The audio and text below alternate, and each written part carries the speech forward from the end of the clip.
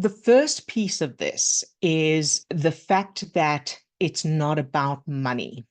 By that, I mean the original references in your childhood are not necessarily about money.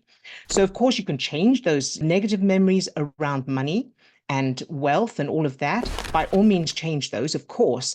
But what I mean is don't stop there, because the original references are probably from affection, feeling unsafe and no affection, or feeling unloved, or feeling frightened, or feeling unworthy, to do with your relationship with your parents, your siblings, school, that kind of thing.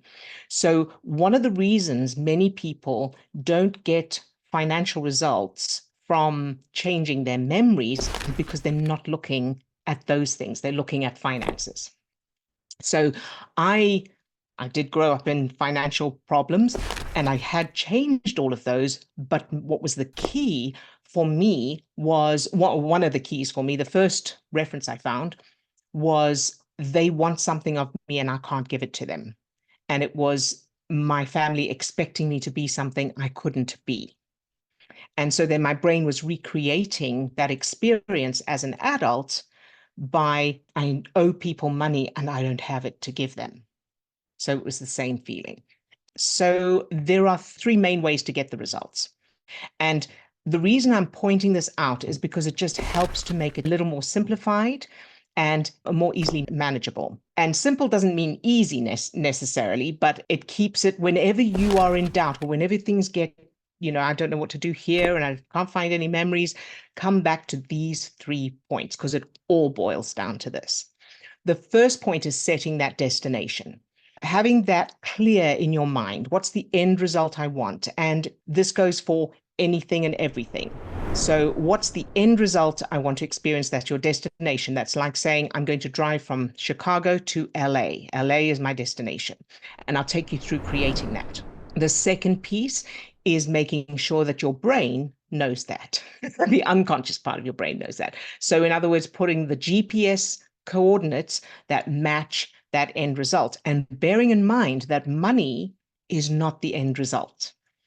So the end result is going to be how that financial situation, those results make you feel. So that's the other thing I just wanted to clarify for this topic is there's nothing wrong with having money. Obviously, we would all like it. We all want to feel safe financially, and there's all sorts of goals and dreams, and all of that is great. But to the unconscious part of your brain, money is not a thing. Money is not a result. The unconscious part of your brain is trying to keep you safe. And that means in alignment with whatever's in your childhood, but it's the feeling of it. So there are many people who have lots of money and still feel unsafe in some way. The other thing is that, for example, lottery winners, and this is a well-documented thing, lottery winners very often go back to where they were because their brain is keeping them in alignment with whatever's in their childhood. Money, no money, doesn't matter. All right, so what we're looking for is the end result of how it feels, and we will get into that more deeply and get specific about it. And then the financial situations come automatically from that. All right. The final piece here of the 3 pieces is staying on the road. So we've determined our end destination.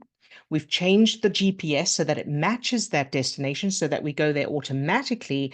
And then finally, we need to stay on the road and keep moving forward toward that destination so that we end up there. Because otherwise, if we pull over and get out of the car every time there's a storm, we'll never get to the end destination. But that's what we want to do. That's what we naturally do. Because when there's a disappointment or a setback or a something challenging that happens, or it looks like we're not getting anywhere, we tend to stop and go backwards or get out of the car and stay where we are. And that's because the brain is designed to focus on the danger, and the brain also predicts the future based on the present, which is determined by the past.